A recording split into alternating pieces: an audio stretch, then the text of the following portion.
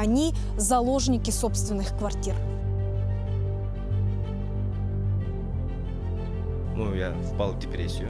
Да, это практически единственный пример, к сожалению, в городе Якутске, где доступность среды на всех уровнях. Даже вплоть до этого, да, мы доходим, что наши тренеры сюда сами привозят, сами ими занимаются.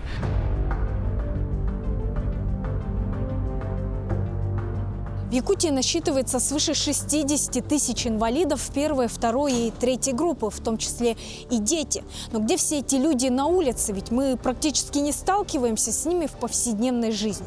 Все очень просто. Они заложники собственных квартир. Как, например, жительница Якутска Таира Дмитриева. Ее диагноз – спиноцеребелярная атаксия мозжечка первого типа. В прошлом году девушка попала в реанимацию с ковидом, из-за чего ее болезнь стала быстро прогрессировать. Всего за год Таира потеряла способность ходить. Я уже не могу говорить и ходить. Это самое главные проблемы. Вот мне помогает социальный работник, который приходит 2 раза в неделю и помогает решать такие бытовые вопросы. Теперь единственной возможностью связаться с внешним миром для Таиры остаются социальные сети. Не так давно она завела блог и обратилась к подписчикам: «Мой дом, моя крепость и моя тюрьма».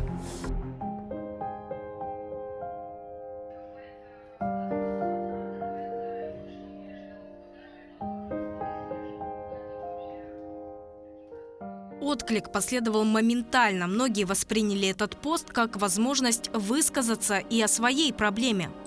Ваш пост – это манифест. Страшно осознавать, что в городе, где мы все куда-то бежим, кто-то заперт в 4 стенах, просто из-за отсутствия куска бетона. Вы написали, что курьеры – единственные, кто видит вас живой. Но теперь вас видим и мы. И вы живая, настоящая и очень важная. Не прекращайте писать. Ваш голос ломает эти стены. Обнимаю. 100% правда. Поддерживаю. Во многих МКД установлены подъемники, но они не работают, а надзорные органы закрывают на это глаза. Якутск совершенно не приспособлен для инвалидов-колясочников. Эти подъемники чисто для вида, многие не работают, а пандусы даже от снега не убирают. Привет. Да, наш город не для колясочников. В январе поехали на концерт Саха-театр, так там пандус снегом заваленный был. При этом девушка не просит помочь ей выйти из дома. Для этого с ней работают социальные службы. Она просит о возможности сделать это самостоятельно, ведь даже этот порог для Таиры становится непреодолимой преградой, не говоря уже о том, что этот подъемник выполняет исключительно декоративную функцию. Он не работает.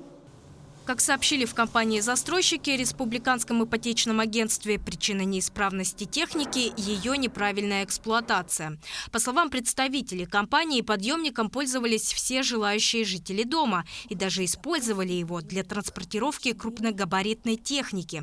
При этом минимальная грузоподъемность стандартной платформы может составлять не менее 250 килограммов.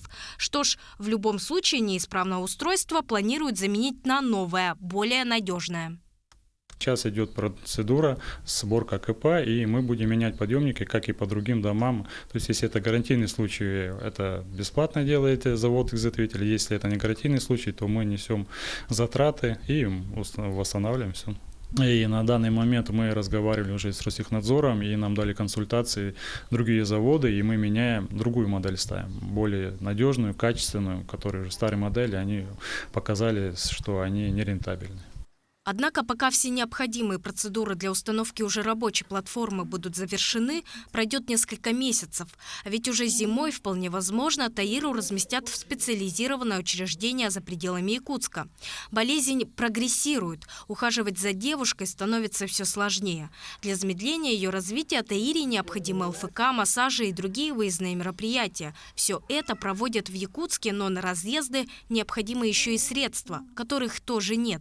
Сегодня доход Таиры – это пенсия по инвалидности. Всего 38 тысяч. На 30 она снимает квартиру. На 8 обеспечивает себя и дочь-подростка. К счастью, подписчики не прошли мимо.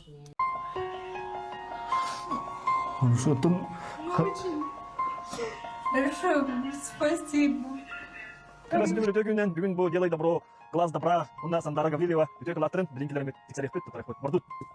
Между тем, если смотреть на ситуацию с глобальной перспективы, дело вовсе не в отсутствии одного подъемника. Взгляните на улицы Якутска сами. Можно ли, не покалечившись, с закрытыми глазами, дойти с центра города до, скажем, городского парка? Или проехать на коляске по дорогам Залога? Это риторические вопросы. По словам эксперта по развитию городской среды Ирины Алексеевой, сегодня единственными местами в Якутске, которые действительно отвечают требованиям доступности, можно считать лишь недавно реконструированные общественные пространства. К примеру, проспект Ленина. Да, это практически единственный пример, к сожалению, в городе Якутске, где доступность среды на всех уровнях. Это и тактильные плиты, это и пандусы на всех перекрестках, это и аудио, например, какие-то инструменты, когда люди слабослышащие могут услышать, что есть здесь там светофор. Да. То есть это все в совокупности здесь показано. Вот. Поэтому такие практики просто нужно внедрять. Да, дорого. Да, может быть, здесь ссылаются на то, что здесь гранит, но можно и из бетонных изделий, и здесь у нас производить подобные элементы и делать наши дороги доступными, тротуары удобными, в том числе и велосипедная инфраструктура, и расширенные пешеходные части. Здесь много, на самом деле, того, что на проспекте Ленина показано. Даже устройство тротуаров, оно принципиально иное, чем на обычных дорогах. При этом Центр компетенций по вопросам городской среды, который когда-то Алексеева возглавляла, составил множество методичек и рекомендаций по обустройству этой самой доступной среды. Однако внедрение этих инклюзивных принципов в градостроительство идет очень медленно, по крайней мере, не так быстро, как хотелось бы. И пока архитекторы и коммунальщики так или иначе стараются соответствовать особым запросам граждан, бизнес стоит. По словам Джулустана Захарова, для него самым недоступным местом сегодня остаются рестораны и кафе. И все же спортсмен не умаляет стараний других в создании доступной среды. Я скажу, что в последнее время, в последние годы доступность появляется в городе Якутске. Работа ведется. Я думаю, что вы, наверное, даже сами заметили, что в очень многих частных домах, в частных квартирах, в многожилых, тоже пандусы строят именно главные здания, общественные места очень хорошо в последнее время оборудуются, пытаются оборудовать. Сам Джулустан свое заболевание приобрел, сломал позвоночник в юности. Все произошло на сборах во время подготовки к чемпионату России. И после этого я впал в депрессию, наверное, скажу. Дома побыл, наверное, года 3-4. Потом я восстановился, именно закончил Черепчинский государственный институт физкультуры и спорта. В 2016 я именно поступил в магистратуру в Северо-Восточный федеральный университет. И по окончанию в 2018 году я именно устроился работать в республиканском центре. В общем, жизнь продолжилась. И еще как. Сегодня Джулустан Захаров носит звание мастера спорта по стрельбе из лука и успешно выступает на чемпионатах разного уровня. Продолжает мужчина и работать. В Самородке, где Джулустан является инструктором, он и его коллеги занимаются с такими же людьми с поражением опорно-двигательного аппарата и другими диагнозами. Как отмечает руководство центра, их тренерский состав всегда готов прийти на помощь. Сейчас мы сами понимаем, у нас очень мало это таксомоторных служб, скажем так, которые возят наших колясочников. Очень мало машин, те, которые имеют специализированные перевозки, скажем так. Поэтому наши тренера стараются сами привозить сюда. Даже вплоть до этого, мы доходим, что наши тренеры сюда сами привозят, сами ими занимаются и отвозят обратно домой. При этом с началом спецоперации тренеры центра начали заниматься и реабилитацией демобилизованных бойцов. И надо отметить, что проходит она достаточно успешно. Самое крайнее наше участие было с ними. Мы выезжали в Сахалин со сборной командой. Это наши бойцы в количестве 9 человек на межрегиональное соревнование Кубок защитников Отечества, где заняли 3-е призовое место после Бурятии и Забайкальского края. То есть это есть хороший результат, это результат наших тренеров, ведь у нас цель, задача стоит реабилитировать этих ребят, те, которые демобилизованы. Но давайте посчитаем, у центра около 30 подопечных, не считая обычных посетителей самородка. Их количество в неделю может достигать и 1000 человек. Плюс ветераны СВО, их чуть больше 20. А тренеров у центра всего 5.